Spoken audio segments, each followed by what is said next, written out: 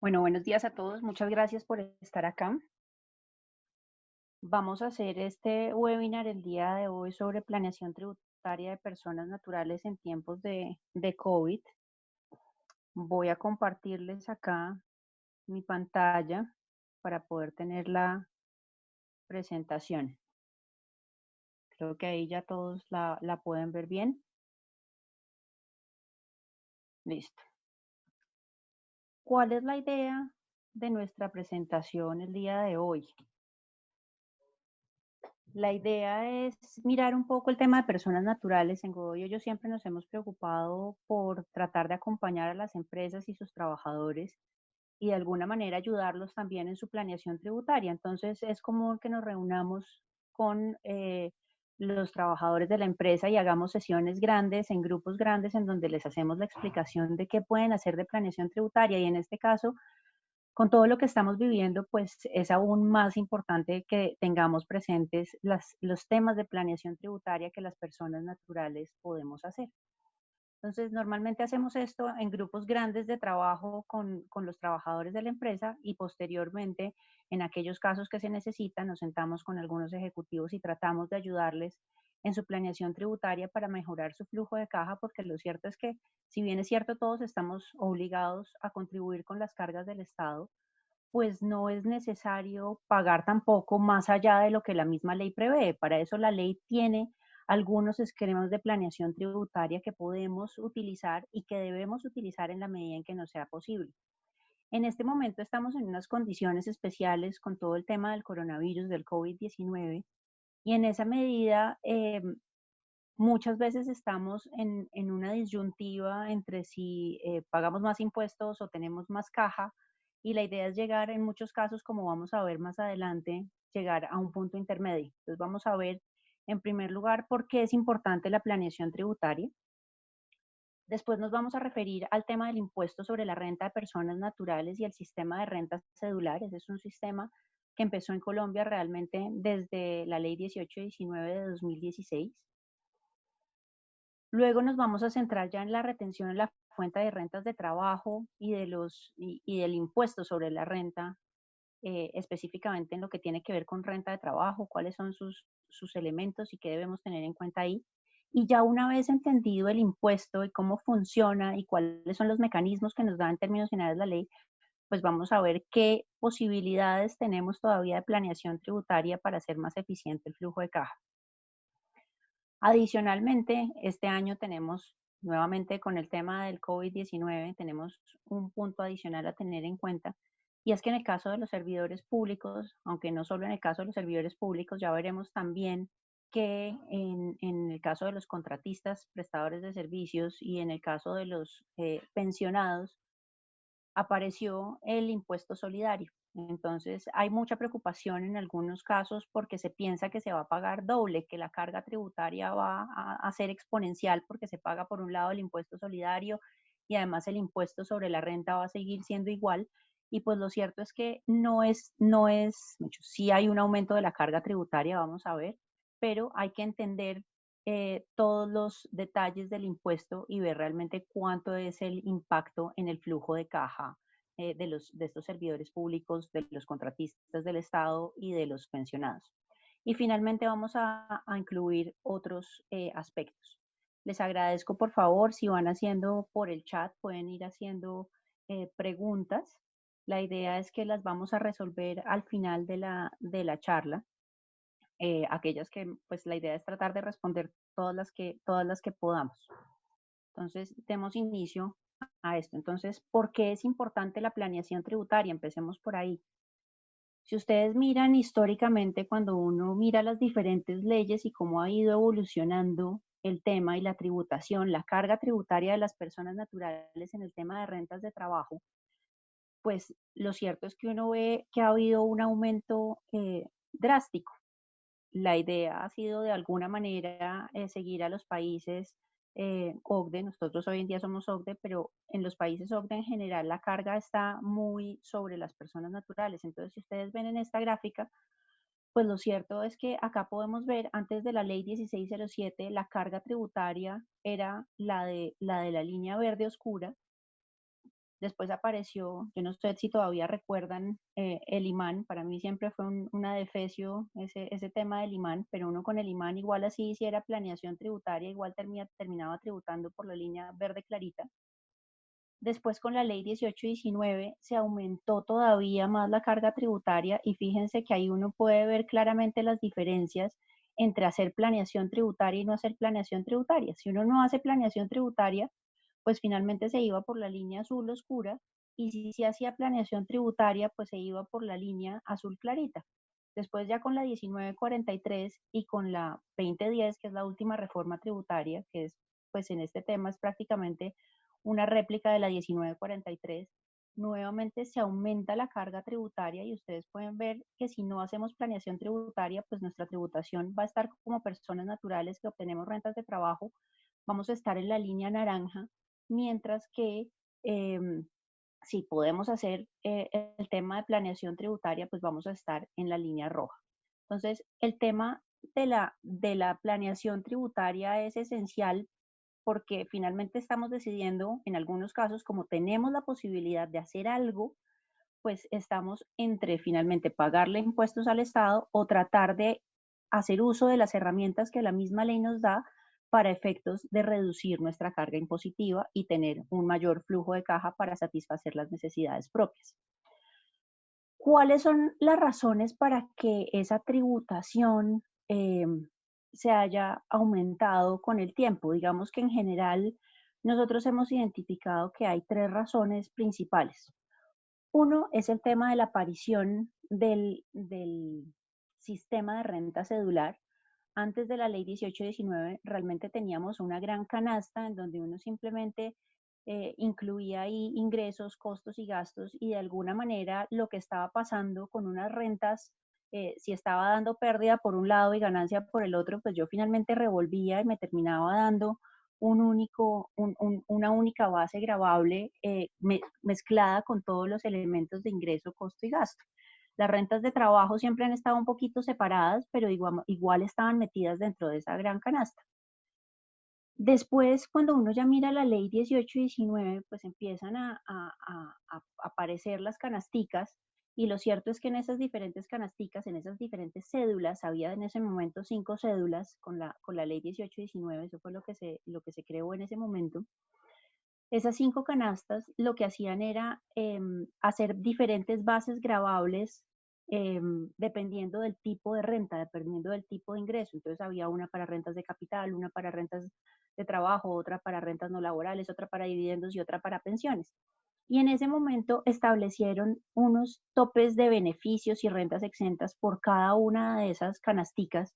Y adicionalmente lo otro que hicieron fue adicional a tener estos topes de rentas exentas, pues las tablas, cuando uno miraba en las tablas del impuesto sobre la renta, en muchos casos empezaba uno de cero. Entonces, si uno tenía por un lado, eh, digamos, rendimientos financieros y por el otro lado tenía dividendos y adicionalmente por el otro lado tenía rentas de trabajo, pues cada uno quedaba en una canasta diferente que la tarifa empezaba en el 0%. Entonces, pues eso permitía que uno tuviera como un alivio porque siempre iba a tener un pedacito de los ingresos de cada una de esas cédulas que no iba a pagar impuestos. Con la ley 1943 y con la 2010 lo que dijeron fue, no, esto ya no funciona, mezclemos algunas cédulas y entonces mezclaron, ya vamos a ver, 3 de las cédulas y juntaron todos esos topes de los beneficios tributarios en términos porcentuales y en términos absolutos, se terminaron mezclando y en esa medida pues se bajó la cantidad también de beneficios tributarios. Entonces esa combinación de cédulas hace automáticamente que tengamos un aumento en el impuesto sobre la renta. Entonces, hoy en día, ¿qué existe? Existe una cédula general en donde yo incluyo las rentas de trabajo, que es en las que nos vamos a centrar en este caso, en donde yo tengo salarios, comisiones, prestaciones sociales, viáticos, gastos de representación. También tengo los honorarios de aquellas personas eh, que tienen contratadas menos de 2 personas por menos de 90 días durante el año. Bueno, los emolumentos eclesiásticos, compensaciones recibidas por trabajo asociado cooperativo y compensaciones por servicios personales. Todo eso está en la cédula de rentas de trabajo.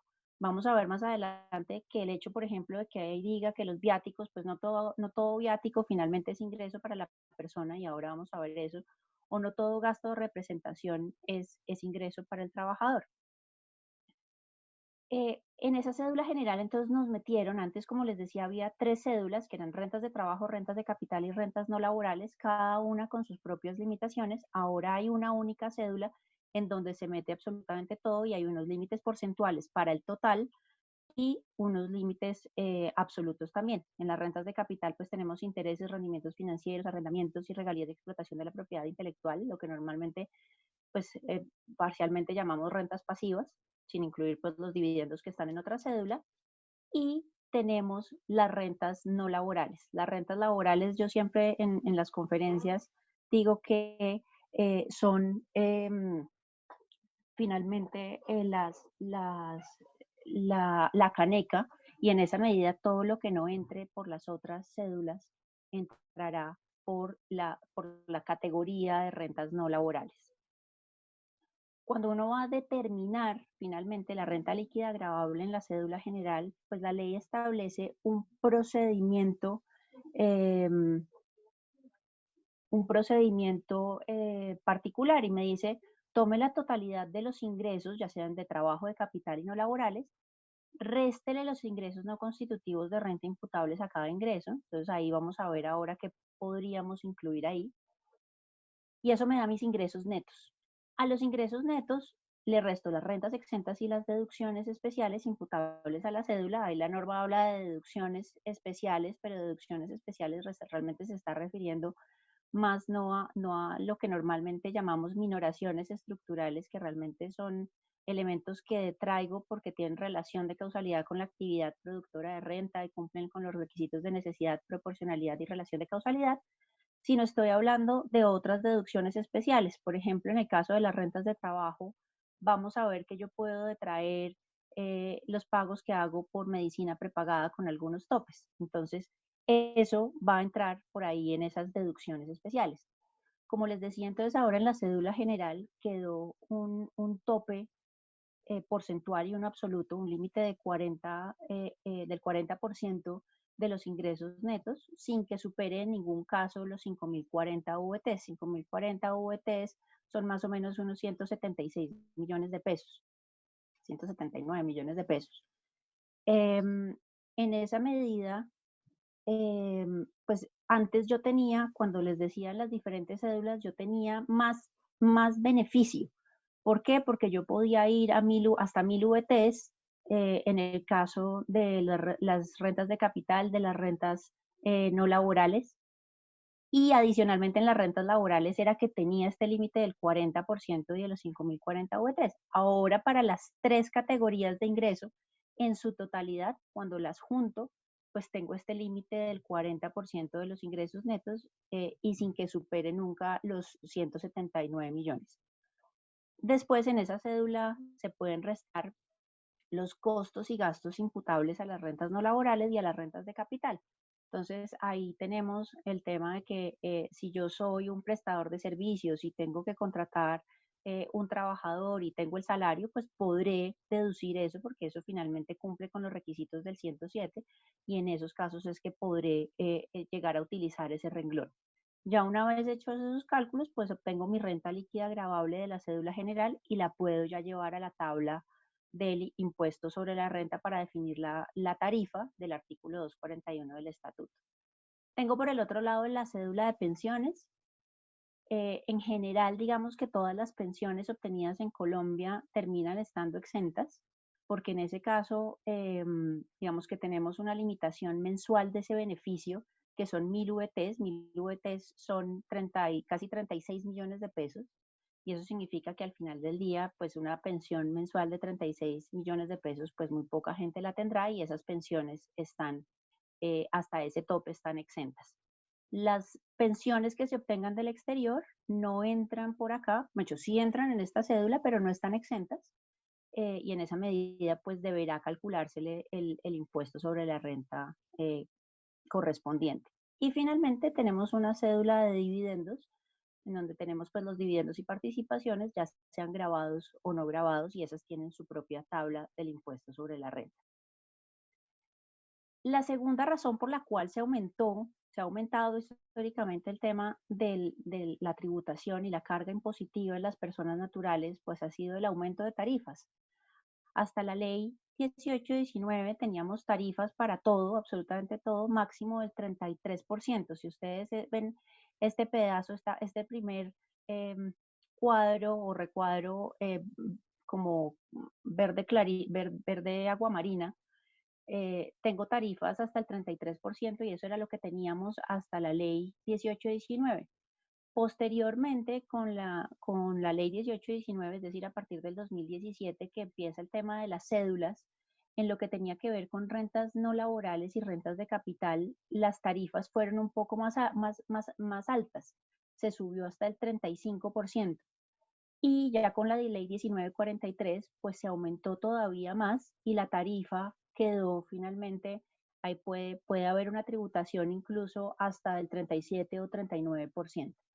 En dividendos, pues también vemos en general un aumento. Si vemos con la ley 1819, teníamos 3 escaños, tarifas de 0, 5 o 10%, y con la ley 2010, digamos que después ya de más o menos 10 millones de pesos de dividendos, se paga impuesto de los dividendos al 10%. Entonces, en este caso, digamos, la ley 2010 frente a la 1943 sí tuvo una reducción, pero en general tenemos un aumento generalizado de tarifas. La tercera razón por la cual se ha aumentado la carga tributaria de las personas naturales, pues ha sido un tema de limitación a los beneficios tributarios. Entonces, si uno mira, por ejemplo, en el tema de rentas y exentas y deducciones, lo que les mencionaba justamente de los límites porcentuales, esos límites porcentuales pues se han visto limitados. Antes finalmente yo tenía, si ustedes se fijan, tenía 40% y 5.040 VTs en rentas laborales, en rentas de trabajo. Después tenía en rentas de capital, tenía máximo 1.000 VTs y el 10%. En el caso de rentas no laborales, tenía otra vez 1.000 VTs y el 10%. Ahora me combinaron todo y los límites se redujeron en la medida en que todas quedaron cobijadas por el 40% y los 5.040 VTs. Otros temas, por ejemplo, el tema de aportes voluntarios a pensiones obligatorias en el caso del régimen de ahorro individual con solidaridad. Ustedes saben que en Colombia tenemos dos regímenes pensionales, uno el de los fondos privados y otro el de Colpensiones. Existe la posibilidad de hacer aportes voluntarios a pensiones obligatorias. Esos son diferentes a los aportes voluntarios a pensiones voluntarias.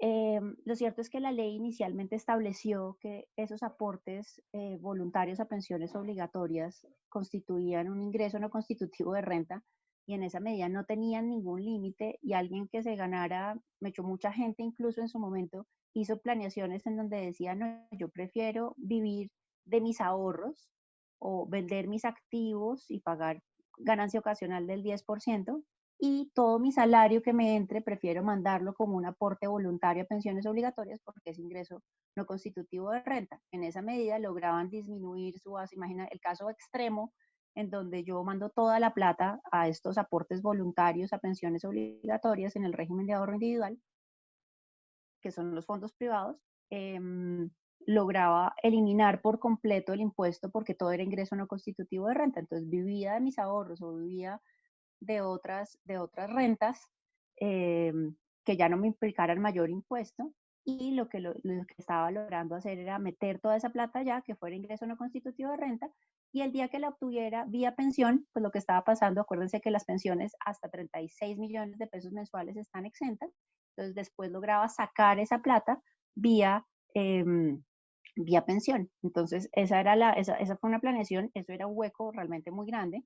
Entonces, ya con la ley 1943 y ahora también con la 2010, ese hueco se paró, era ya un beneficio probablemente excesivo, y se puso una limitación porcentual y absoluta, una limitación del 25%.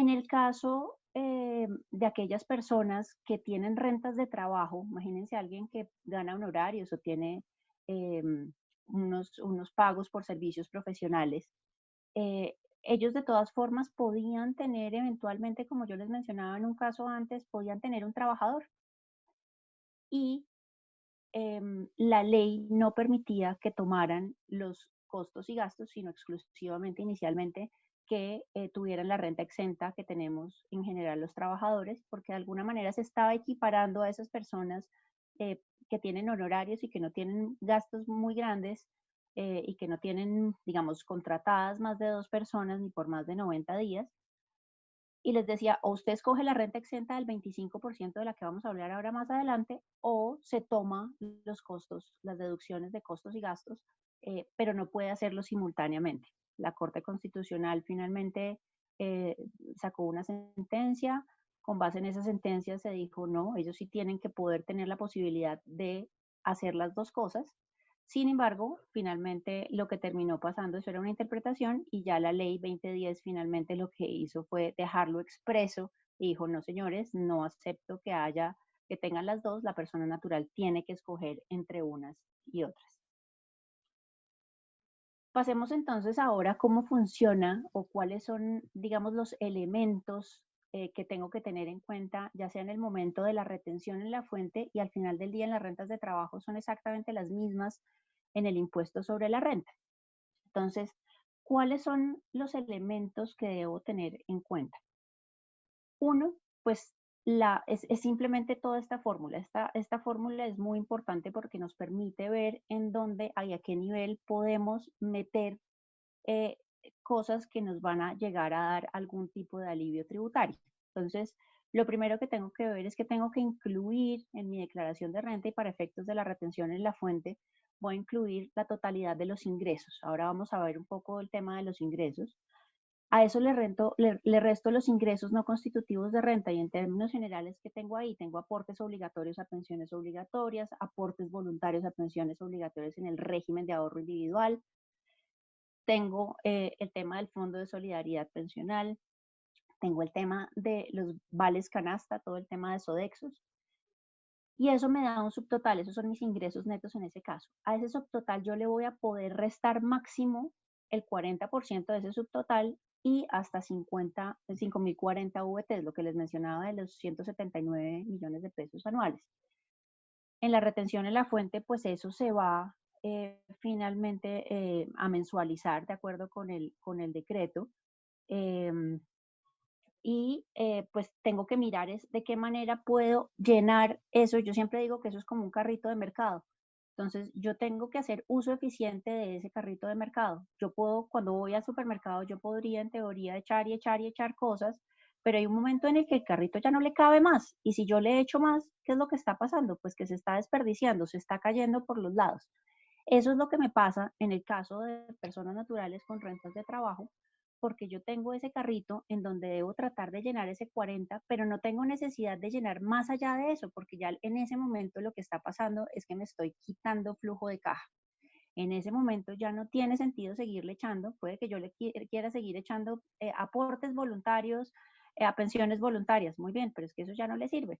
No le sirve en términos tributarios. Puede que si la persona lo que quiere es tener en el futuro eh, una mayor pensión, pues sí, si quiere tener un ahorro pensional maravilloso, pero desde el punto de vista estrictamente tributario, pues no va a obtener ningún beneficio. Entonces, a lo que vamos a tratar de mostrarles acá es más en tiempos, esto es aplicable tanto para tiempos de COVID como para tiempos normales. ¿Por qué? Porque uno siempre debería tratar de hacer uso eficiente de su caja. Sin embargo, con el COVID tenemos algunas consideraciones especiales porque lo cierto es que en muchos casos las personas han visto disminuidos sus ingresos, a pesar de que el gobierno ha querido tratar de ayudar para mantener los empleos, pues en muchos casos ya hemos visto que la gente ha empezado a salir, que ha empezado a haber despidos.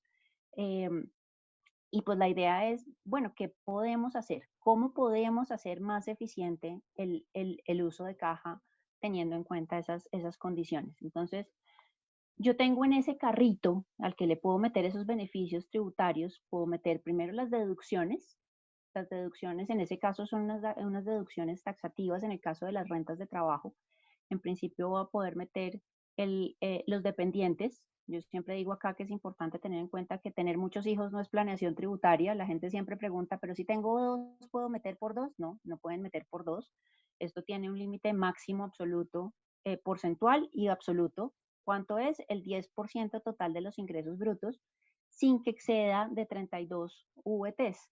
Eso es un poco menos de 1.400.000 mensuales por dependientes. No puedo superar ni el 10% del total de los ingresos brutos, ni los 32 VTs mensuales. Tengo el tema de la prepagada de seguros de salud, en donde máximo voy a poder restar 16 VTs, son un poco menos de 600.000 pesos mensuales.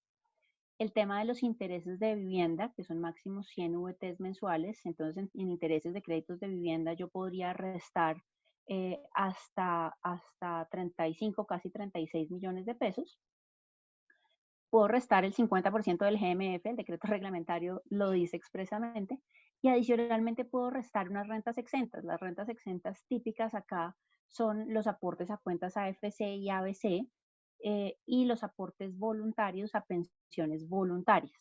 En ese caso, tengo también unos límites de esos beneficios en particular. En este caso, tengo, no pueden superar el 30% del ingreso anual y hasta 3.800 VTs anuales. Esos son más o menos unos 120 millones de pesos anuales. Adicionalmente, cuando yo ya he restado todas esas otras cosas, tengo una renta exenta. Simplemente por tener rentas de trabajo, tengo derecho a restar una renta exenta del 25% de lo que me quede después de haber restado los otros beneficios tributarios, es decir, las deducciones y las otras rentas exentas. Entonces ahí tengo otra posibilidad de maximizar, porque fíjense que yo tengo sí o sí, simplemente por tener rentas de trabajo, tengo la posibilidad de reducir esa renta exenta del 25%, tiene una limitación de 240 VTs mensuales, que son más o menos 6 millones de pesos, pero esa la calculo de últimas. Entonces, entre menos haya restado yo, digamos, de deducciones y de rentas exentas, mayor va a ser mi renta exenta del 25%. Entonces, ahí lo que tengo que empezar a hacer son todos los cálculos para hacer el mayor uso posible de esa renta exenta del 25% y mirando cuánto es lo mínimo de cosas que tengo que meter en el carrito para completar mi tope del 40% y los 5.040 VTs. Ya con eso tengo entonces mi renta líquida gravable. Entonces, esto pues les pido que lo tengan muy presente, cómo funciona la fórmula, porque ahí vamos a entender qué es todo lo que yo puedo hacer. Entonces, ¿cuál es la planeación que yo puedo hacer para hacer más eficiente el uso de caja? Si ustedes se fijan, pues realmente yo sí puedo, acá tenemos los diferentes escenarios, si yo no hago planeación en este momento, pues me voy por la línea verde oscura, que es la que está arriba. Si hago planeación media, eso significa meter aunque sea a los dependientes, pasar el certificado de que uno tiene un hijo, que tiene un papá que es dependiente de uno, que el cónyuge es dependiente económico de uno. En alguno de esos casos, si paso el certificado, listo, ya logré bajarme de la línea verde oscura a la verde clarita. Si logro llenar eh, completamente ese carrito del 40%, pues fíjense que ya me logré bajar a la línea azul. Y adicionalmente, si eventualmente utilizo beneficios como el de el ingreso no constitutivo de renta por aportes voluntarios a pensiones obligatorias, pues logro llegar a la rayita azul. Entonces, uno tiene que tener claro cuáles son los objetivos de la planeación tributaria. Realmente la planeación tributaria tiene tres objetivos principales. Uno es eliminar por completo la carga tributaria. Ese es probablemente el deseable al que uno trataría de apuntarle, pero no siempre es posible.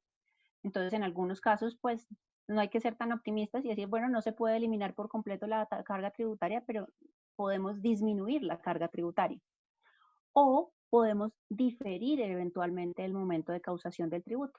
ese es muy importante en la medida en que, em, en que pues el valor del dinero en el tiempo es muy importante. Muchas veces es preferible pagar, puedo pagar los mismos 100 pesos que debo hoy, pero los puedo pagar en 3 años y no hoy. Entonces, ese tema de lograr diferir el momento de causación del tributo es muy importante. Em, ¿Cómo funciona el impuesto? Cuando ustedes miran la fórmula del impuesto, todo impuesto finalmente es base gravable por tarifa. Y la base gravable, pues uno con esos diferentes elementos es con los que puede empezar a mirar dónde puede subir o bajar. En la tarifa, en el caso de personas naturales, pues finalmente depende de la base gravable, entonces uno con lo que puede jugar es con la base gravable. Pues jugar me refiero es con lo que puede tener en cuenta y puede ir subiendo o bajando. Y ahí puede mirar es qué está en los ingresos, qué está en los costos o qué está en los gastos, en las deducciones finalmente. Entonces, en el tema de ingresos, ¿qué es importante en el tema de ingresos? En el tema de ingresos, lo que hay que tener en cuenta es que cuando uno está hablando de rentas de trabajo, específicamente en el caso de los asalariados, pues al derecho tributario realmente no le importa la definición de salario. No le importa si algo es salario o no, lo que le importa es si es ingreso.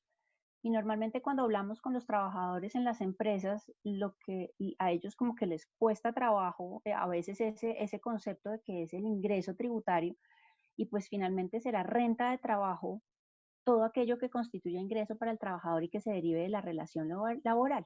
Entonces, pues será ingreso tributario todo aquello que sea susceptible de incrementar el patrimonio neto del trabajador.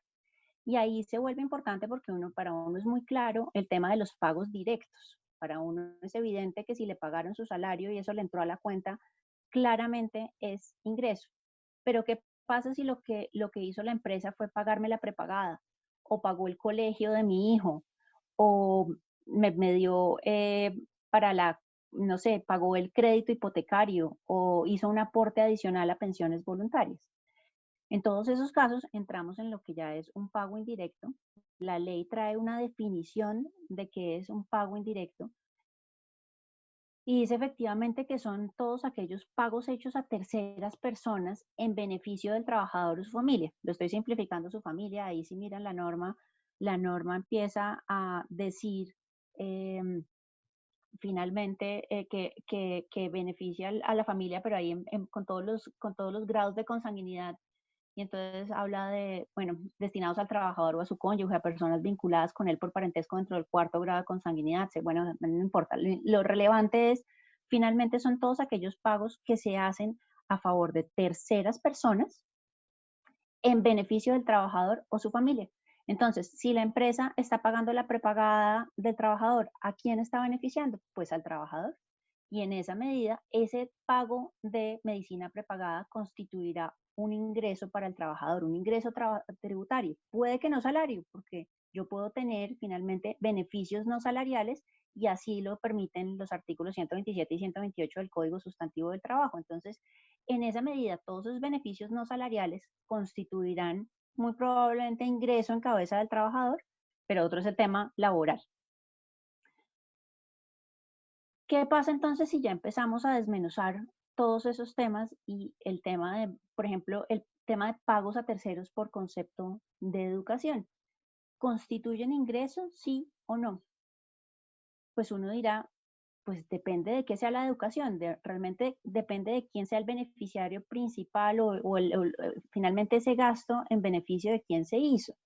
Entonces yo siempre digo que los trabajadores necesitamos actualización, así como las máquinas necesitan un nuevo software para funcionar, nosotros también necesitamos capacitación. Entonces, si las empresas están haciendo algunos gastos que son, por ejemplo, el contador, listo, empezamos con todo el tema NIF, pues nada, toca darle una actualización al contador porque si no el señor no va a poder cumplir con sus funciones a cabalidad. Eso no tiene por qué ser ingreso, eso no se está haciendo realmente, la empresa no está haciendo el gasto para beneficiar al trabajador, sino lo está haciendo para beneficiar a la empresa, para que realmente ese trabajador sirva para las funciones de la empresa.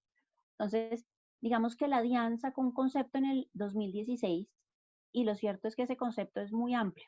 y no hizo el análisis detallado que necesita hacer uno en estos casos, y realmente es en beneficio de quién se está haciendo esa erogación.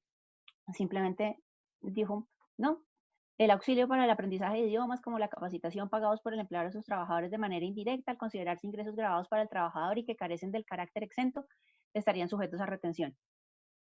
Simplemente puso y dijo, no, eso es un pago indirecto, yo entro con que fue un pago hecho a un tercero y sale, sin realmente hacer el análisis profundo de en beneficio de quién se estaba haciendo. Entonces, esa fue la posición en su momento de la DIAN. Y bueno, ahí está. En caso de los créditos condonables, fíjense que en muchas ocasiones las empresas otorgan créditos educativos a los trabajadores, y pues realmente nuevamente entraremos en cuál es la capacitación, por ejemplo, que está recibiendo el trabajador. Claro, sí, y lo que pasa es que tenemos una lista de beneficios en las empresas en donde empezamos a decir que si el señor quiere tomar un curso de cocina árabe, pues lo puede tomar, pues maravilloso, pero eso sí será ingreso para el trabajador. Pero en muchos casos, pues hay créditos condonables educativos también que son en beneficio del trabajador, y es, bueno, ¿y qué pasa con esos créditos condonables? ¿Son ingresos? Sí, no. La DIAN, cuando ustedes miran en ese oficio que está mencionado ahí, dice que sí son ingresos. Las normas han tenido cierta evolución, y lo cierto es que cuando uno mira el artículo que les muestro ahí del Decreto Único Tributario, todo lo que sean apoyos económicos otorgados por el Estado o financiados con recursos públicos, en ese caso los créditos condonables no van a constituir ingreso en cabeza del trabajador. Entonces, si alguien trabaja en la alcaldía, qué sé yo, son recursos finalmente estatales, y en ese caso, si se le da con ciertas condiciones que trae el reglamento, se le da el apoyo educativo y se le condona el crédito, en ese caso no va a ser ingreso para el trabajador. Eso estuvo así por varios años exclusivamente para este tipo de beneficios. Sin embargo, desde la ley 1943, la ley buscó de alguna manera un tema de compromiso. Es, señores empleadores, miremos también, em, comprometámonos todos con la educación. Entonces, al final lo que dijo es, los pagos que hagan ustedes para el trabajador y su familia, en los términos que están acá en este artículo 107 rayados del Estatuto Tributario, no van a ser ingreso para el trabajador, sino y van a ser deducibles para la empresa. Entonces, me dice el parágrafo que para todos los efectos, los pagos definidos en este artículo no se considerarán pagos indirectos hechos al trabajador. En esa medida no será ingreso para el trabajador y va a ser deducible para la empresa. ¿Qué ha tenido dificultad esto? Fíjense que nosotros como trabajadores podríamos tener unos beneficios muy altos, lograr reducir nuestra carga impositiva si eventualmente, por ejemplo, el empleador pagara la educación de nuestros hijos. Ahí podríamos tener un alivio muy interesante, y de pronto también es un llamado al gobierno, porque lo cierto es que el artículo dice que dice lo anterior, y realmente lo dice respecto del parágrafo, dice lo anterior será reglamentado por el gobierno nacional.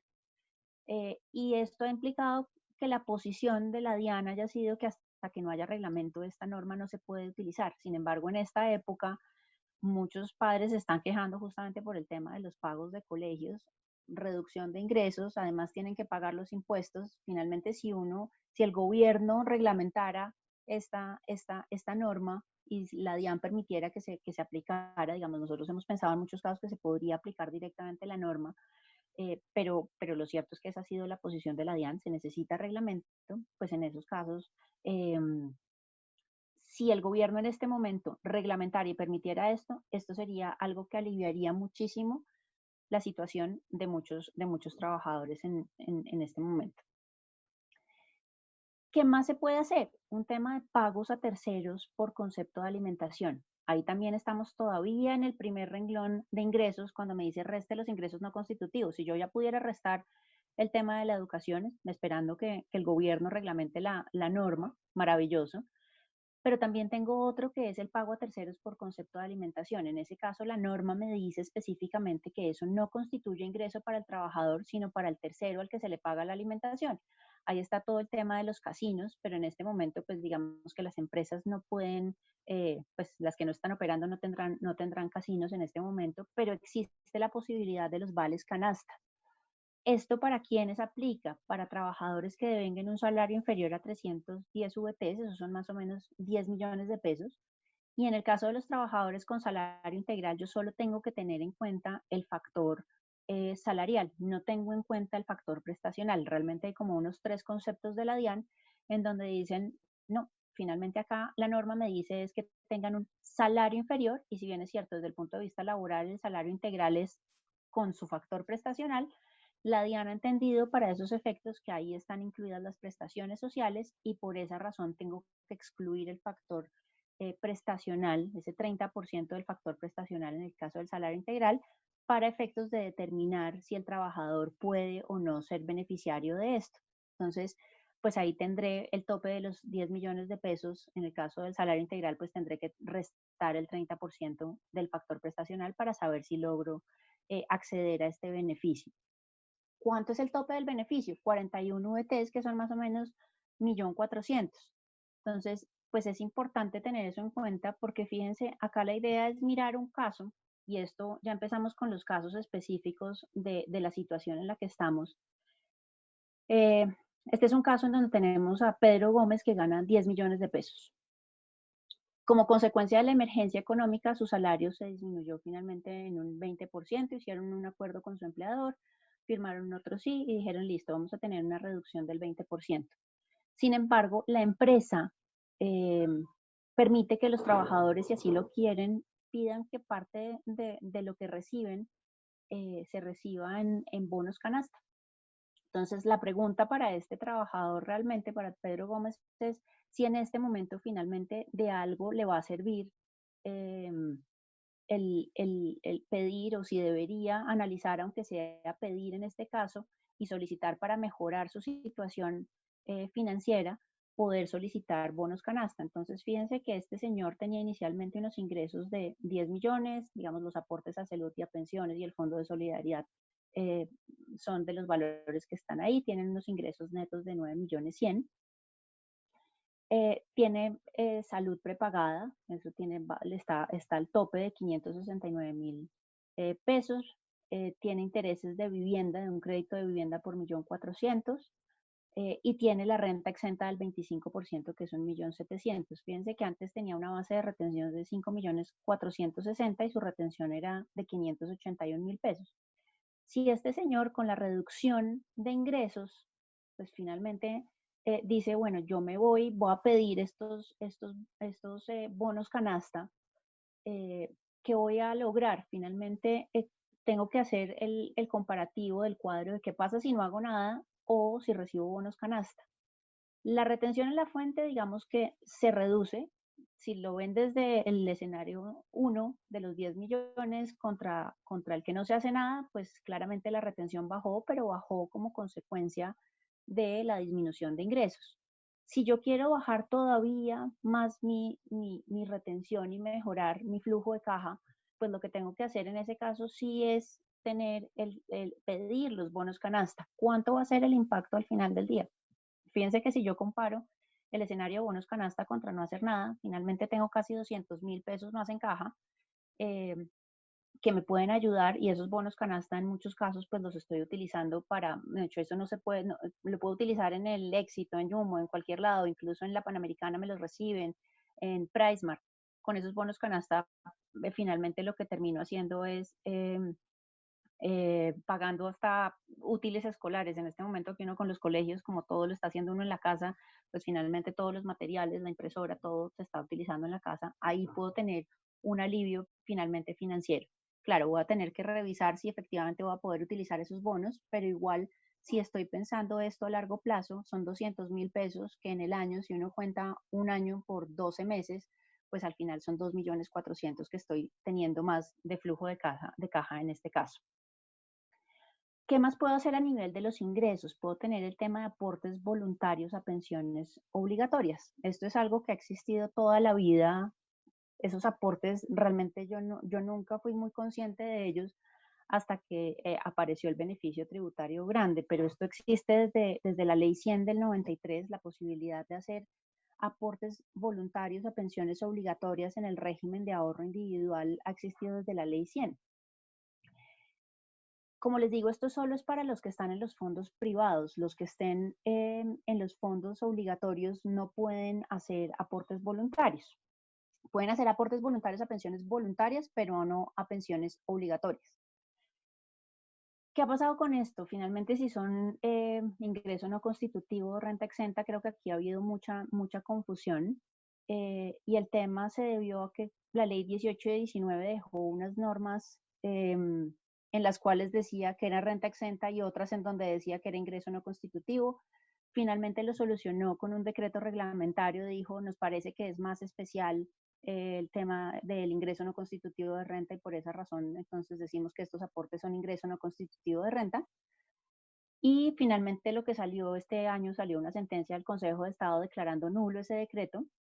Y era como, pues no siento mucho, pero realmente lo que quería el gobierno era que eso fuera una renta exenta. Y finalmente, pues hoy en día no existe discusión, porque lo cierto es que la ley 2010 volvió a modificar el artículo 55 del Estatuto Tributario y ahí dice nuevamente, digamos, derogando tácitamente lo que está en el otro artículo, dice es ingreso no constitutivo de renta. Entonces hoy en día es claro que son ingreso no constitutivo de renta, están allá arriba, no tienen la limitación del 40% de los 5.040 VTs, entonces son un beneficio que impacta pues muy duro y que puede servir si uno tiene la posibilidad de hacer estos aportes. Sin embargo, estos tienen pues dos topes. Uno, que esos aportes no pueden exceder del 25% del ingreso laboral o tributario, ni pueden superar 2.500 VTs. También es importante tener en cuenta que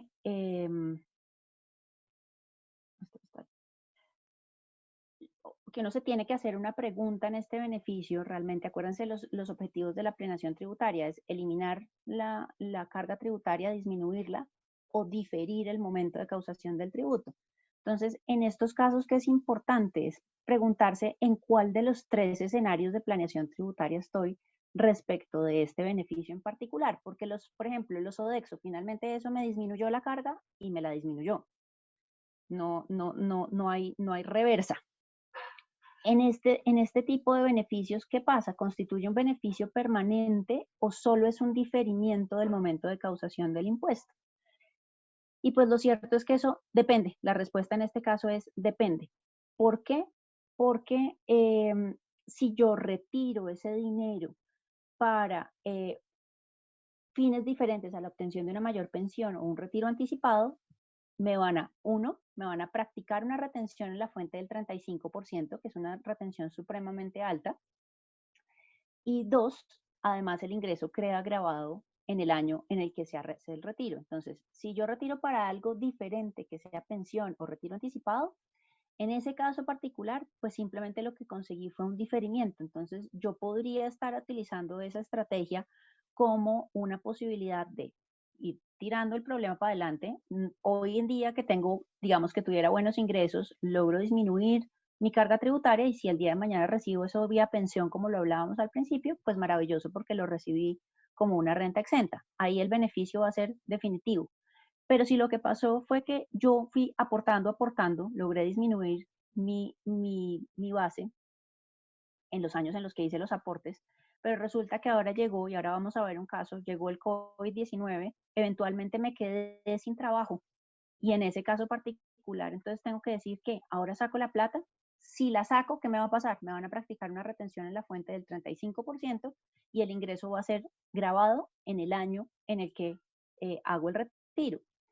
¿Qué puede pasar? En todo caso, puede que haya logrado disminuir mi carga impositiva. ¿Por qué? Porque en el momento en el que hice los aportes tenía muchísimos ingresos, mi tarifa del impuesto sobre la renta era del 39%, si hice los aportes al tope logré bajar mi tarifa, qué sé yo, al 20%, y en este momento cuando lo estoy retirando, estoy tratando de retirar de a pocos, muy pocos, y de pronto logro una tarifa, ya cuando lo estoy sacando ahorita, del 15%.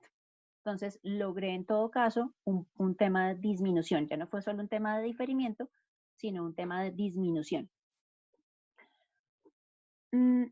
¿Qué otra cosa es importante tener en cuenta en este beneficio? Que si el trabajador se traslada del régimen de ahorro individual del fondo privado, acuérdense que ahora es obligatorio que le hagan a uno la asesoría y demás para saber uno en los últimos 10 años si se debería haber quedado en fondo privado o si se debe trasladar a Colpensiones. Eh, pues, ¿qué pasa si uno al final del día decide que se traslada a Colpensiones, al régimen de prima media con prestación definida? En ese caso particular, lo que se ha entendido es que en ese momento le tienen que devolver a uno todos los aportes, eso es lo que dice la ley en materia de estos aportes, se tiene que devolver y la ley tributaria lo que dice es, eso claramente se considera un retiro y por consiguiente en ese momento le van a practicar a uno la retención en la fuente del 35% y va a tener que pagar los impuestos respectivos. Entonces, en ese caso, si uno está pensando eventualmente que va a ser el cambio de régimen, pues le sale, como dice uno coloquialmente, le sale el tiro por la culata, porque logró eventualmente, si uno iba ahorrando de a poquitos, ahí es el caso contrario, entonces uno iba ahorrando de a poquitos y uno normalmente tenía una tarifa del 15%, y uno iba ahorrando ahí de a pocos, de a pocos, de a pocos, de a pocos, y faltando 10 años para pensionarse, uno decide que se traslada a Colpensiones. En ese momento le devuelven a uno todos esos ingresos. Imagínense que uno ya ha logrado ahorrar 500 millones. Listo, uno antes tributaba el 15% y en ese momento, como recibe todo en paquete, en ese momento eso le va a subir a uno la tarifa al 35%. Entonces ahí le juega a uno eh, en contra la planeación que había hecho, razón por la cual uno siempre tiene que tener en cuenta todos los efectos de estos beneficios tributarios para poder tomar la mejor decisión en cada momento. ¿Qué pasa con el tema de rentas exentas? Acuérdense que teníamos, después de los ingresos no constitutivos, me daban mis ingresos netos, o ese subtotal, yo siempre digo que es el subtotal, pero son los ingresos netos, y ahí puedo empezar a llenar el carrito del 40% y los 5.040 VTs, en donde tengo, por un lado, rentas exentas y por el otro lado tengo deducciones. Entonces, ¿qué tenemos en rentas exentas? Digamos que la típica acá es el tema de los aportes voluntarios a pensiones voluntarias. Esto sí lo pueden hacer todos los trabajadores, no importa que sean de fondos privados o de colpensiones. Todos pueden hacer esos aportes voluntarios. No son solo aportes voluntarios a pensiones voluntarias, también puede encontrar uno, por ejemplo, los aportes ahí a las cuentas AFC y ABC. Sin embargo, digamos que este es el que los topes finalmente terminan siendo los mismos. Y estos son simplemente, lo importante es que en el total, sumado entre lo de la AFC y lo de las pensiones voluntarias, no vaya a exceder el 30% del ingreso grabado del empleado del año. Entonces, acuérdense que ya teníamos el carrito, pero además dentro del carrito, cuando uno mira el carrito de mercado, tiene en la parte de adelante a veces una separación de un cosito más chiquito, como una subsección. Esa subsección es la de el aporte voluntario a pensiones voluntarias y a cuentas AFC, y ahí lo máximo que puedo meter en esa subsección es el 30% del ingreso grabado del empleado en el año y con un monto máximo de 3.800 VTs.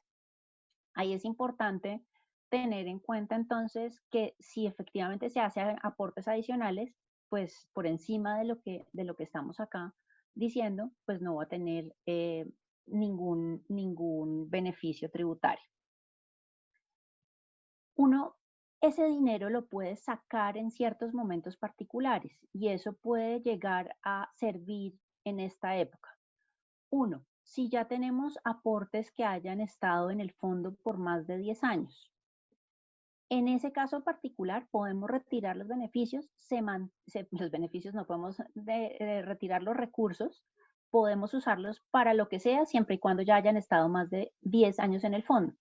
Ahí es importante, por ejemplo, si lo que hay son planes institucionales. Hay unos casos en donde, por ejemplo, las empresas aportan a unos fondos y esos fondos solo se vuelven del trabajador, si bien es cierto, son son aportes nominados, y es decir, ya están, cuando se hace el aporte por parte de la empresa, ya se dijo que eso era para Mónica Hernández, eso solo va a estar en cabeza mía y solo va a ser ingreso para mí y va a formar parte de mi patrimonio una vez se cumpla una condición que se haya establecido. Entonces, que Mónica quiera sacar la plata, que Mónica quiera comprar casa, que Mónica quiera pagar el estudio de su hija, cualquiera de esas situaciones hace que en ese momento realmente, si eso fue lo que se pactó en ese fondo, en ese momento se vuelve ese dinero mío y entra ya a formar parte pues, de mis ingresos y de mi patrimonio.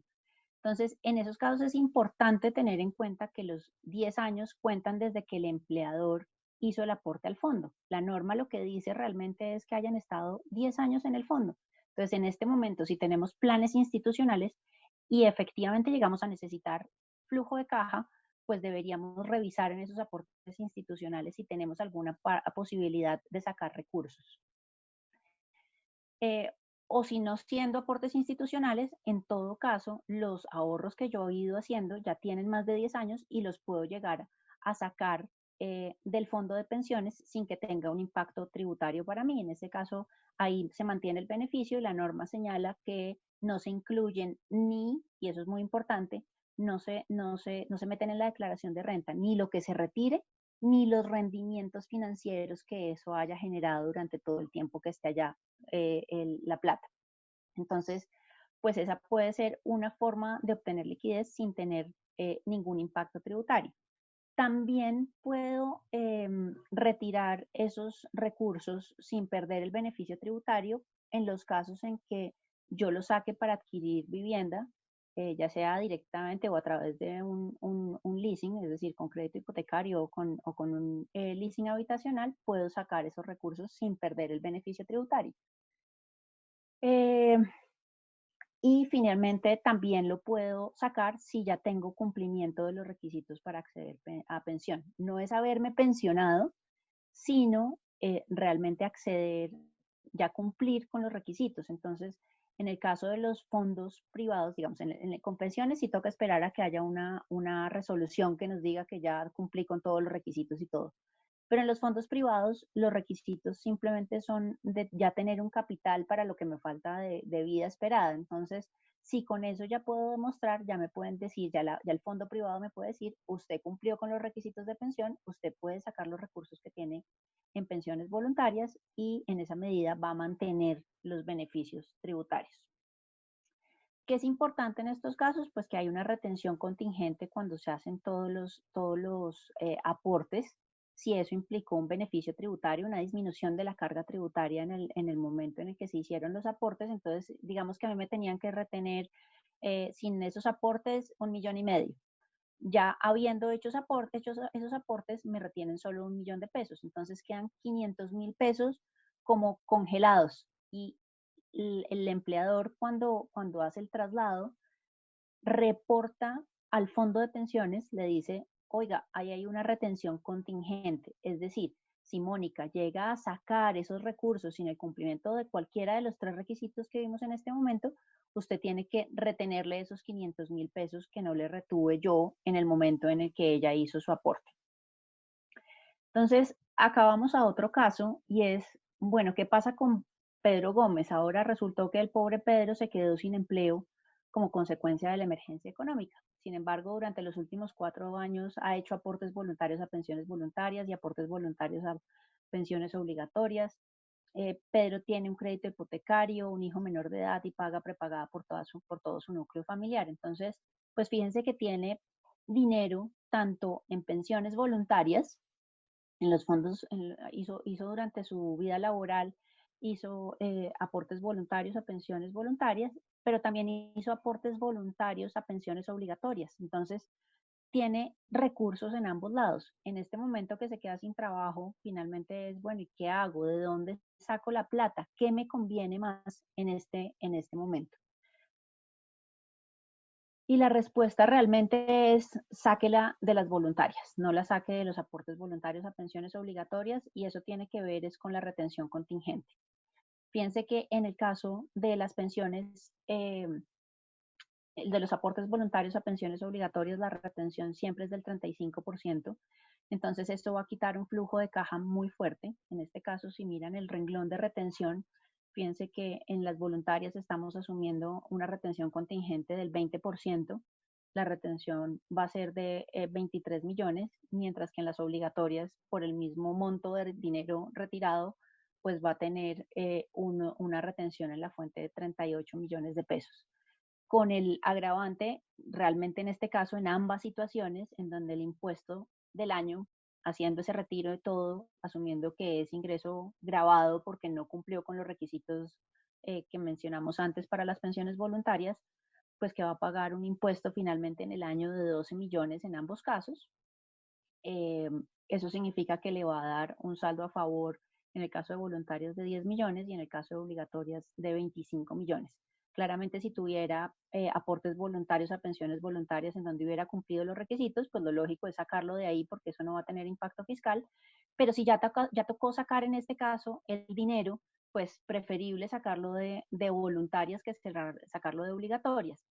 Adicionalmente, en el caso de obligatorias, tengo que dar un preaviso de 6 meses para que me den el dinero. En el caso de voluntarias, pues me lo dan casi que inmediatamente. ¿Qué pasa con el tema de deducciones? En el caso de deducciones que están también en el carrito del 40% y de los 5.040 VTs, pues también tengo que estar pendiente que ahí hay cosas.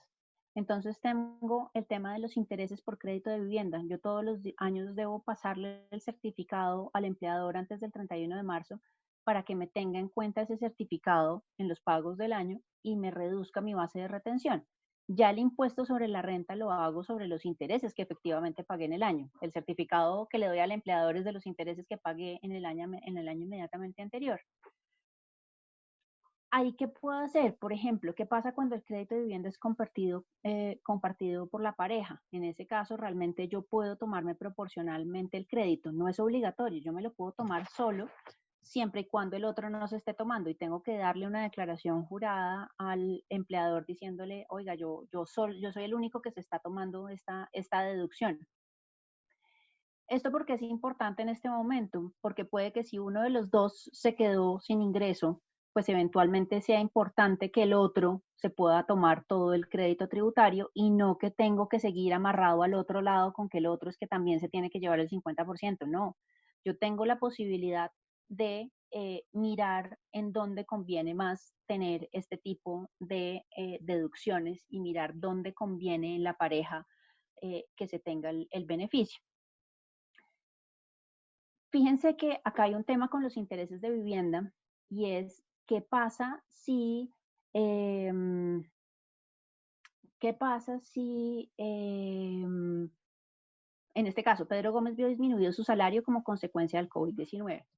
Por consiguiente, piensa renegociar su crédito. Fíjense que uno siempre piensa cuando hay reducción de ingresos es, en este caso particular, yo debería renegociar, como lo automático, debo renegociar mi crédito hipotecario porque necesito más flujo de caja. Pero la pregunta es, ¿será que lo renegocio hasta que quede en su mínima expresión? Si venía pagando una cuota de 4 millones de pesos, lo bajo, trato de hacer hasta lo imposible y me voy ahora a 20, 30 años, qué sé yo, con ese crédito, pero que me quede con una cuota del 1%.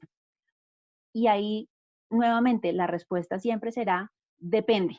Yo tengo que hacer un análisis siempre caso por caso. Esto no tengo una respuesta absoluta creo que para nada, sino toca hacer un análisis caso por caso dependiendo de las condiciones particulares de la persona. Pero lo cierto es que uno sí piensa, bueno, tengo que renegociar mi crédito porque tengo una disminución de ingresos y tengo que tener mayor flujo de caja. Pero la pregunta entonces es, ¿hasta cuánto vale la pena renegociar ese crédito? De pronto no es, como vamos a ver en este caso, no es sensato mandar ese crédito a su mínima expresión.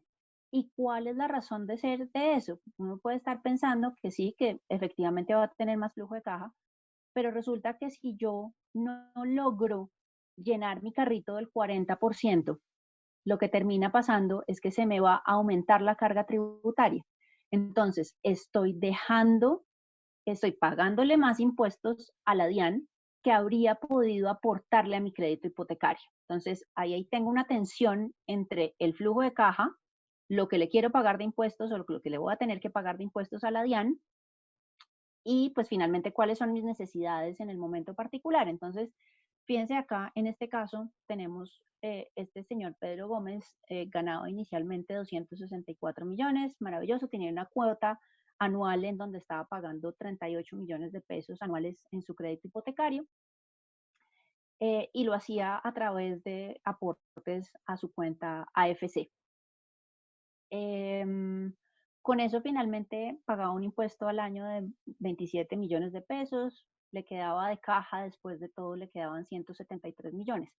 tuvo una reducción y finalmente ahora ya no se gana 264 en el año, sino se gana 211 millones. Le hicieron una reducción como del 20%, un poquito más, de pronto no, como creo que en este caso hicimos con el 20%. Y fíjense que si él baja muchísimo el crédito, ahora lo va a dejar a 1 millón de pesos mensuales para pagar solo cuota hacer los aportes a AFC y la cuota anual por 12 millones de pesos, su impuesto queda en 21 millones de pesos. Sin embargo, si él hubiera renegociado su crédito, sí, para darse un poco más de caja, lo hubiera renegociado no a su mínima expresión, sino en este caso a 28 millones de pesos, pues su impuesto se habría no quedado en 21 millones de pesos con el aporte de 12 millones, sino habría bajado a 17 millones de pesos. Entonces, fíjense que ahí hay 4 millones de pesos que él le está pagando de más a la DIAN y que no le está aportando a su crédito hipotecario. Entonces, no obligatoriamente, claro, esto depende de que la plata igual, el resto de la caja le alcance a uno para cubrir el resto de las necesidades, pero no obligatoriamente mandar el crédito a su mínima expresión es lo que puede llegar a tener sentido desde el punto de vista financiero. En este caso, yo trataría de tener un equilibrio y dejar el crédito, si la caja si mis necesidades me lo permiten y la caja me alcanza, prefiero dejarlo en 28 millones de pesos para que esos 4 millones de pesos que tendría que pagar de impuesto, mejor se los pago a mi crédito hipotecario. Tampoco tiene sentido, digamos, desde el punto de vista, si necesito la caja, no tiene sentido tampoco quedarme en los mismos 38 millones de pesos con los que venía yo aportando en el momento uno. ¿Por qué? Porque fíjense que entre pagar 28 millones o 38 millones, mi impuesto es el mismo. Claro, yo tengo que tener en cuenta otras consideraciones. Finalmente, si bajo la cuota de crédito hipotecario es porque renegocié y amplié plazo, entonces voy a pagar más intereses. Ahí hay más consideraciones a tener en cuenta. Sin embargo, desde el punto estrictamente tributario, pues no tendría sentido tampoco tenerlo en los 38 porque les digo, el impuesto igual va a ser 17 millones, ya sea que yo haya hecho aportes a AFC para mi crédito hipotecario de 38 millones o de 28 millones. Y fíjense que en la caja finalmente sí, donde tengo un balance apropiado entre el impuesto y entre todo, pues finalmente es en el que lo tengo en los 28 millones de pesos. ¿Qué más tengo? Tengo el tema de los dependientes. Esto es más un tema de, no se les olvide, es un recorderis de enviar el certificado. Yo tengo que mandar una cartica todos los años a mi empleador si quiero que me bajen la retención en la fuente. En el impuesto, así no me lo hayan bajado en la retención en la fuente, en el impuesto yo me lo voy a poder tomar. Acá simplemente están quiénes son esos dependientes. Son en general los hijos, digamos los menores de edad, los mayores cuando tienen entre 18 y 23 años, siempre y cuando estén estudiando, los que tienen alguna dependencia originada en factores físicos o psicológicos, los hijos, así ya sean mayores de edad, el tema del cónyuge o compañero permanente cuando es una dependencia económica, y ahí se entiende que es dependencia económica cuando devenga menos de 260 VTs en el año, más o menos 6 millones de pesos, es decir, como un salario mínimo, o por factores físicos o psicológicos certificados, en ese caso por medicina legal, por finalmente la EPS, y los padres y hermanos del contribuyente también por esas dependencias económicas o por factores físicos o psicológicos. Ahí lo importante es simplemente, como les digo, el recorderis de mandar el certificado al empleador para lograr bajar la retención. En el caso de medicina prepagada y seguros de salud, pues también no olviden presentar el certificado a los empleadores. Ahí también tenemos un alivio que nos logra disminuir la base gravable tanto para efectos de la retención como para efectos del impuesto. Digamos, hasta ahí como en términos generales, las alternativas que tenemos y que tenemos que tener en cuenta en cada uno de los casos. Ahora miremos el impacto del impuesto solidario también en el impuesto sobre la renta.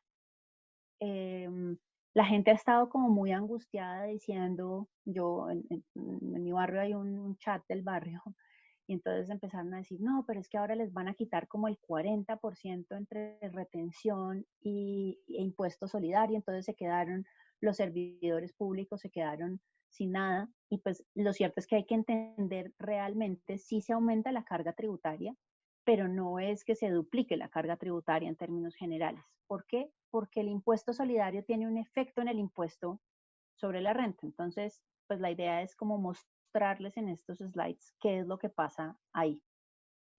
Como todo impuesto, pues el impuesto solidario también tiene base gravable, hecho generador, tarifa y sujetos.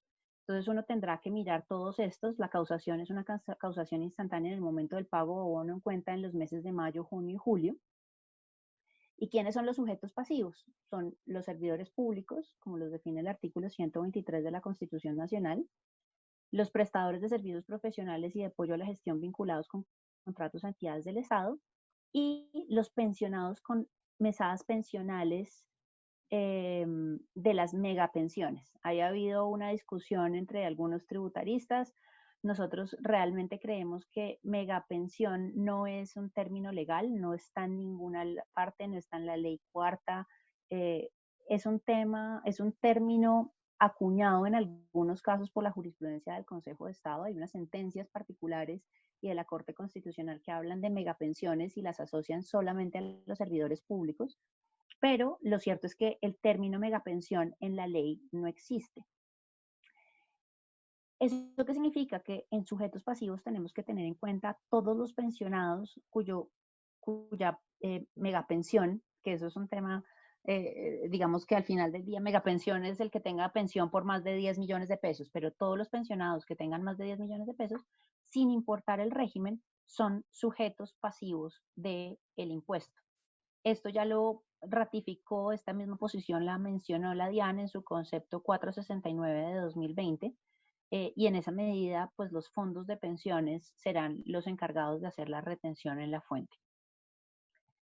En relación con el hecho generador, es el pago o no en cuenta de salarios, honorarios o mesadas pensionales a esos sujetos pasivos de 10 millones de pesos o más.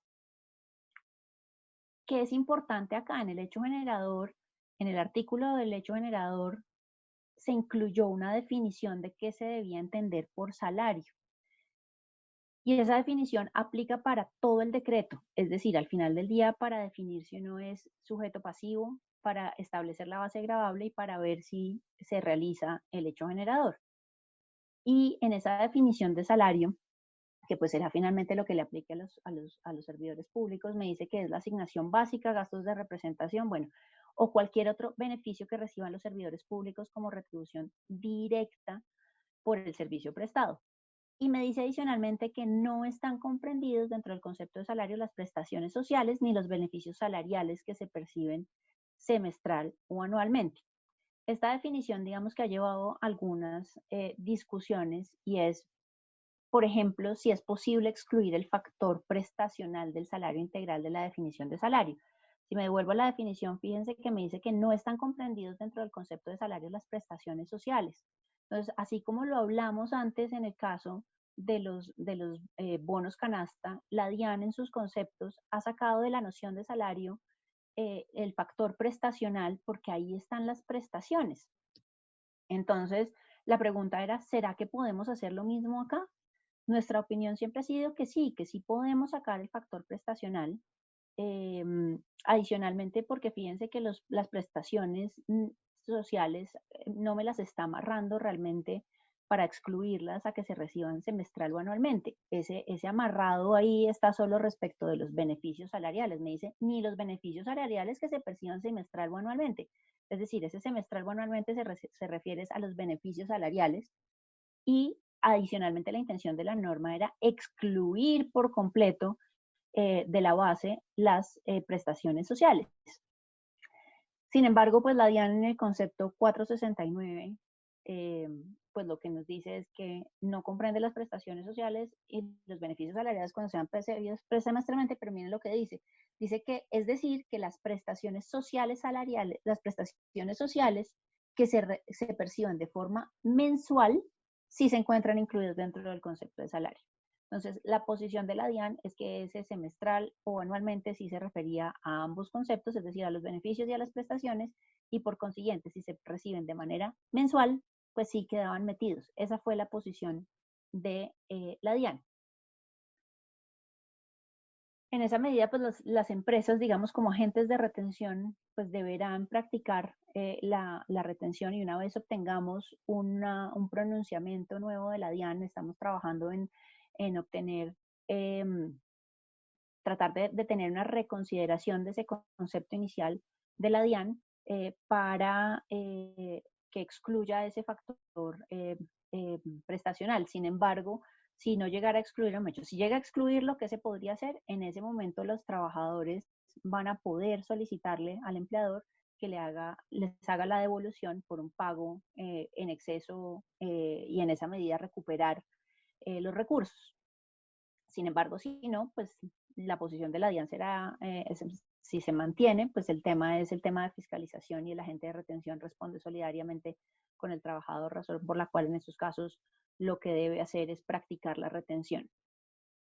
El otro tema que ha causado discusión en relación con esto es el de los beneficios no salariales, si se deben incluir los beneficios no salariales recibidos mensualmente en el concepto de salario. Entonces, imagínense aquellos servidores públicos que de pronto tienen un salario de 10 millones y adicionalmente tienen unos beneficios adicionales educativos, de vivienda o lo que sea, por 3 millones adicionales.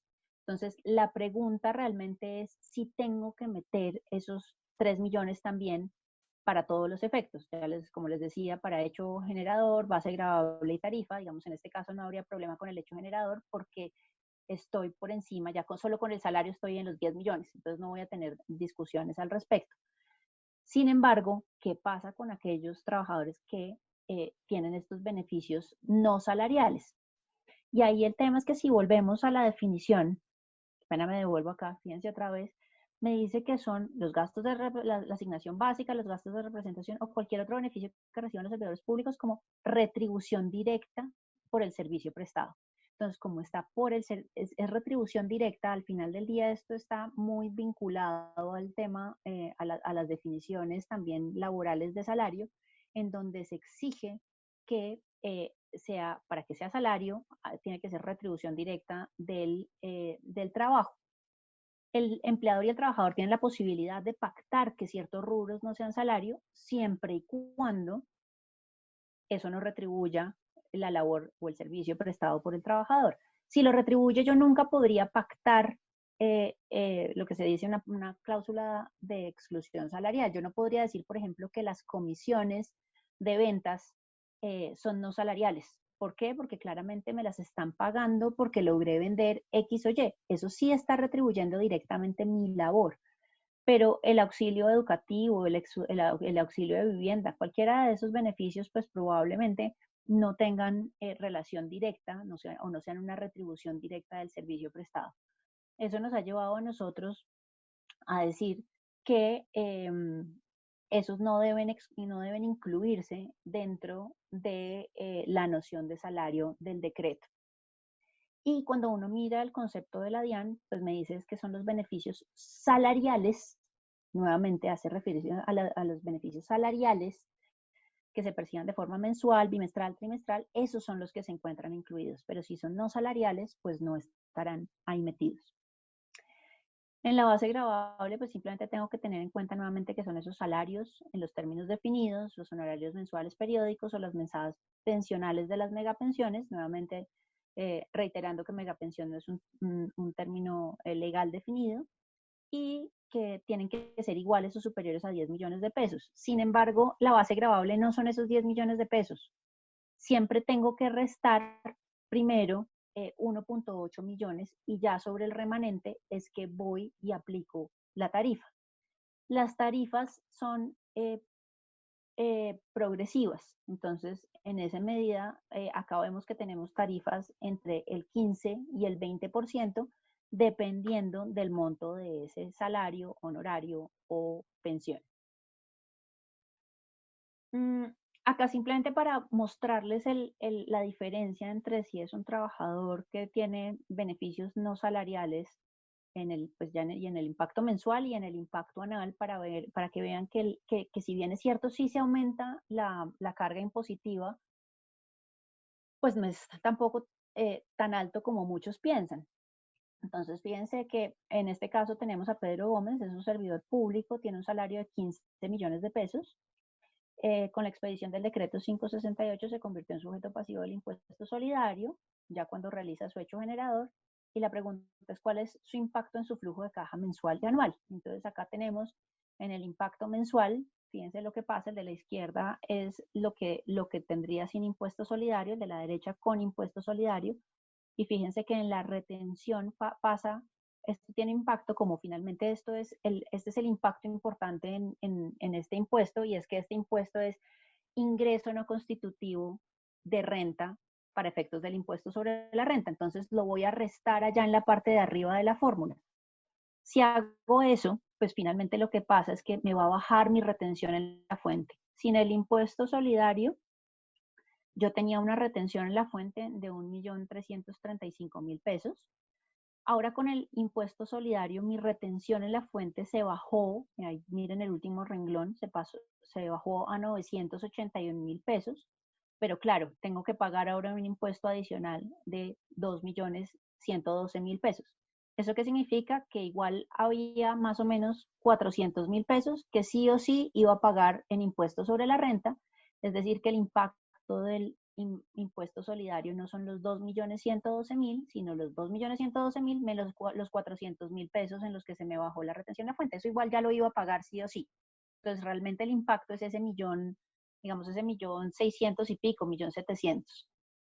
Cuando lo veo en el anual, acá lo que me interesa que vean es que en la tasa efectiva, que es el último renglón, ya cuando combino el impuesto solidario y el efecto en el impuesto sobre la renta, pues paso en el anual a tener una tasa efectiva del 8.77% a tener una tasa efectiva del 11.48%. De hecho, sí hay un incremento en la tasa, pero es menor de lo que mucha gente coloquialmente, cuando uno oye las charlas que dicen que le van a quitar ahora el 40%, no alcanza a ser eso. Realmente es relativamente pequeño, especialmente porque son solo 3 meses. Entonces esto no va a afectar, pues esperamos que no vaya a afectar más meses por ahora.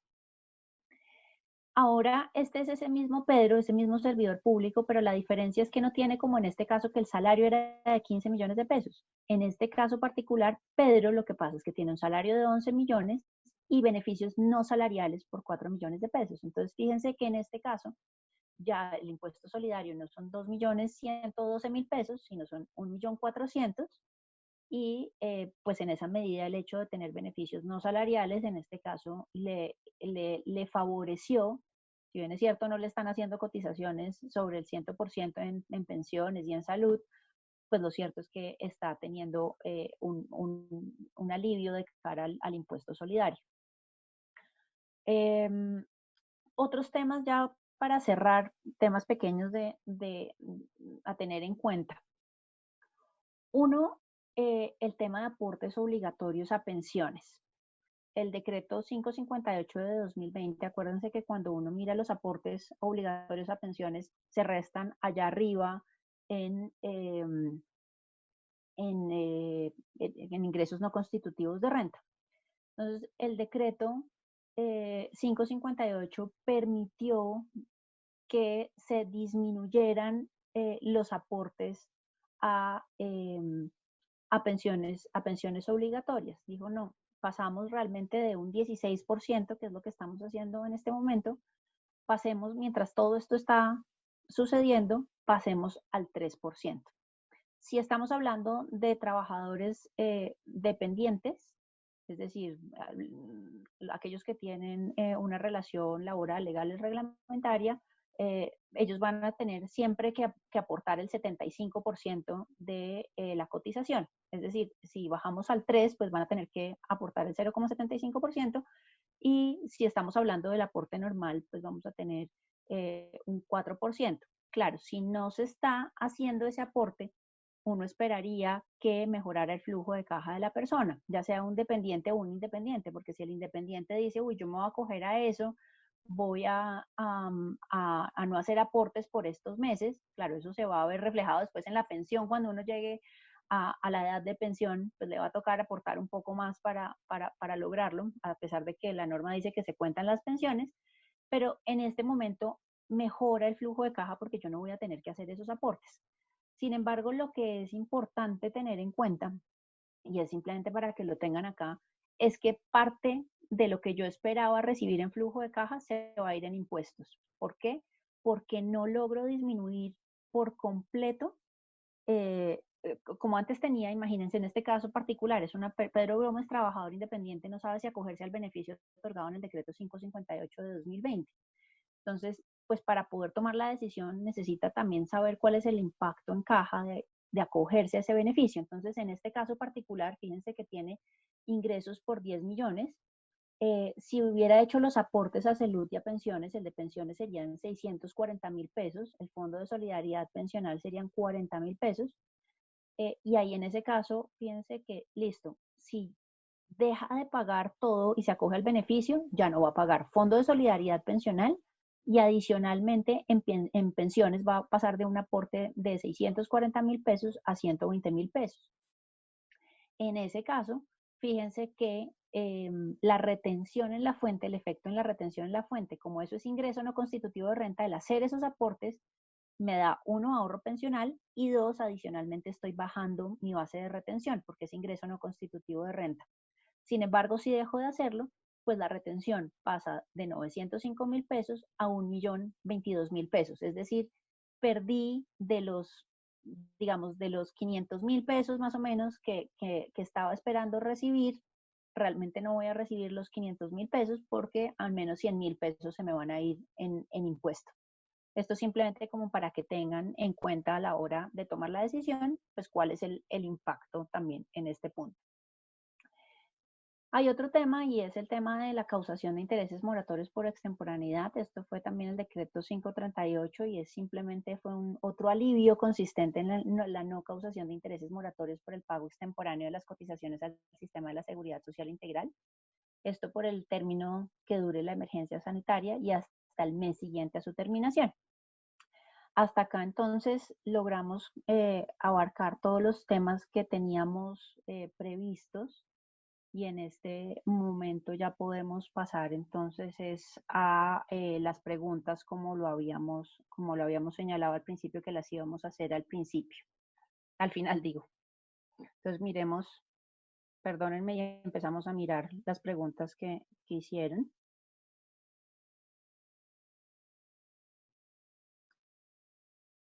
Entonces,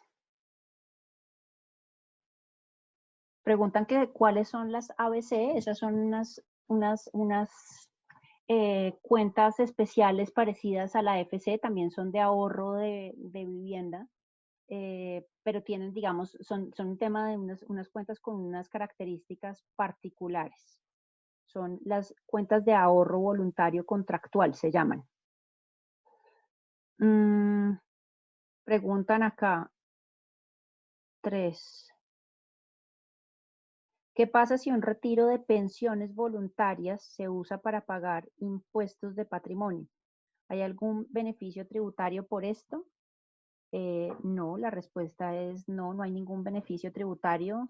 Tengo que, si voy a pagar, si voy a sacar recursos de pensiones voluntarias y no quiero que tenga un impacto tributario, pues realmente tengo que sacarlas con cumplimiento de alguno de los requisitos que vimos, es decir, que ya haya tenido más de los 10 años ahí, 2, que tenga, que sea para adquisición de vivienda, o 3, con el cumplimiento de requisitos de pensión. Tocaría analizar si en el caso particular se puede hacer con alguno de esos, pero simplemente por pagar el impuesto al patrimonio con esos recursos, pues no va a haber ningún beneficio adicional.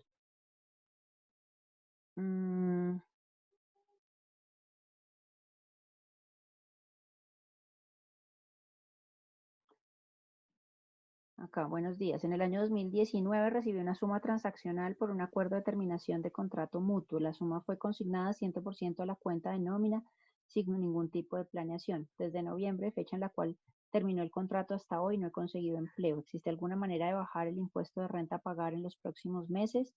¿O las deducciones se ven limitadas y con el supuesto que se está recibiendo un salario en la actualidad? No, digamos que en este momento esos son ingresos del año 2019, entonces en esa medida voy a tener en cuenta son los beneficios tributarios del 2019. Puede que la retención en la fuente no haya tenido ninguna planeación tributaria. Ya en este momento, pues si me pongo a hacer aportes a pensiones voluntarias ya no me sirve porque habrían tenido que ser aportes hechos el año pasado, pero probablemente si la persona tenía un crédito de vivienda o el tema de los dependientes y la prepagada para efectos de su declaración de renta, pues sí va a poder tomar esos beneficios en la declaración que presente este año. Eso probablemente le va a mejorar su tasa impositiva. Mm, dice, buenos días, la prima de antigüedad, puesto solidario.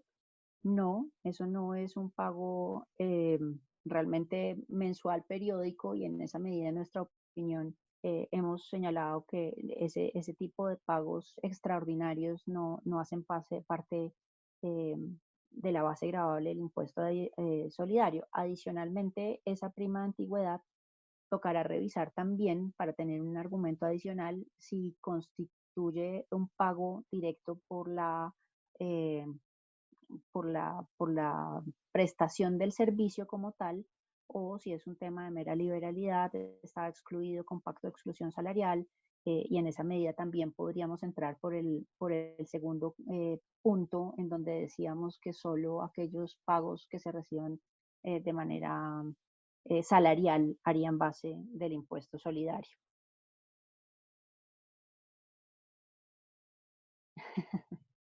Mónica, muchas gracias. Como buen financiero en las gráficas me gusta saber el nombre de cada eje. Bueno, si quieren eso lo miramos después, cuál era el eje X y cuál era el eje Y, y ahí lo miramos después. Una indemnización la debo presentar como ganancia ocasional en renta de natural. Eh, no, en principio eso no es una ganancia ocasional. Las ganancias ocasionales están específicamente establecidas en los artículos más o menos como 300 y siguientes. Si estamos hablando de una indemnización laboral, sigue siendo de todas formas hay diferencias entre los laboralistas y los tributaristas. Los laboralistas decimos que eso deriva de la relación laboral y además lo que pasa es que tiene una tarifa de retención en la fuente particular, que es una retención del 20%, siempre y cuando la indemnización supere ciertos montos, pero eso entra dentro de la cédula de rentas laborales. Probablemente los laboralistas dirán, no, las indemnizaciones ya son por fuera de la relación laboral, pero nosotros decimos tiene como causa la relación laboral y en esa medida debería ir por ahí. Eh, se puede tomar como deducción el pago de la persona que se tiene a cargo por servicio doméstico. No, en ese caso, las normas, si estamos hablando de una persona con rentas de trabajo, no, si fuera una persona que es un independiente que tiene una empleada en su pequeña oficina para que le ayude a hacer el aseo y atender a los clientes que lleguen, pues en ese caso sí, pero si es un asalariado, en ese caso no, las rentas, las deducciones están limitadas. Mm,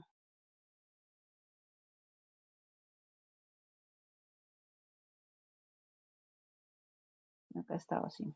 La. Mm,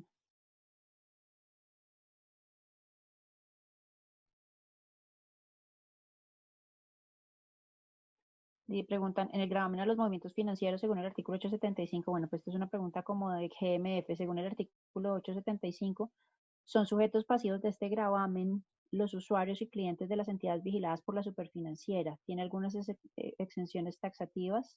Esas son simplemente las que están en la ley, ¿no? Bueno, acá está, si miramos acá hay alguna pregunta adicional. Ay,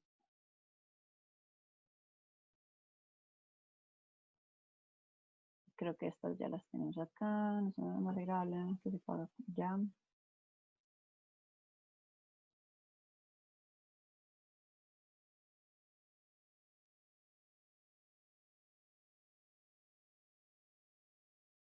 Mm,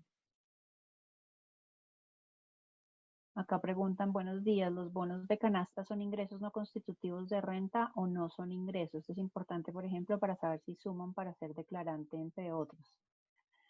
Esa es una pregunta muy importante, digamos que ahí no hay, eso es un tema súper interpretativo. La norma, si uno lee la norma, dice que no constituyen ingreso. Sin embargo, cuando uno ya mira hoy en día los reportes de Exógena, la DIAN está exigiendo que se reporte quién es el beneficiario de los pagos los pagos de los bonos de canasta. Entonces, en esa medida, el problema va a ser cuando la DIAN cruce la información, pues sería preferible o es una posición más conservadora de cara a presentar la declaración de renta, tomar eso también como base para definir los ingresos. Mm,